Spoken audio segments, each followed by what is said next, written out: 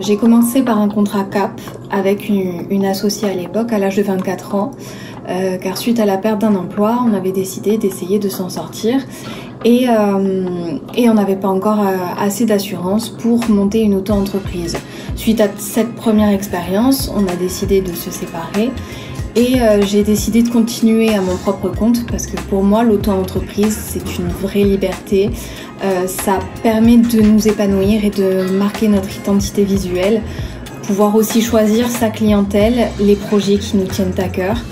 C'est vraiment un partage, un échange et c'est aussi dans mon métier, ceux du design et du graphisme, c'est pouvoir permettre à d'autres entrepreneurs de construire avec eux leurs identités visuelles.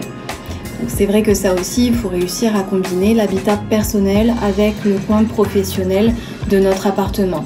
L'auto-entreprise, c'est aussi le fait de pouvoir s'exprimer sur les projets dans lesquels on s'investit et aussi avoir un complément de salaire. Étant salarié dans un sens, auto-entrepreneur le soir et les week-ends, c'est vrai que c'est un apport financier qui n'est pas négligeable au quotidien. Mais il faut réussir à organiser son mode de vie, à se laisser du temps, à trouver aussi l'énergie en fin de journée quand on sort d'un travail en tant que salarié pour pouvoir être efficace et fournir du bon travail à ses clients. Et c'est vrai que d'un autre point de vue, concernant mon métier, quand on voit des réalisations être imprimées, par exemple des devantures de vitrines, des affiches, des objets promotionnels ou voilà, des goodies, c'est vrai que voir son travail en vrai et non plus sur un écran d'ordinateur, ça fait la différence et ça fait quand même plaisir.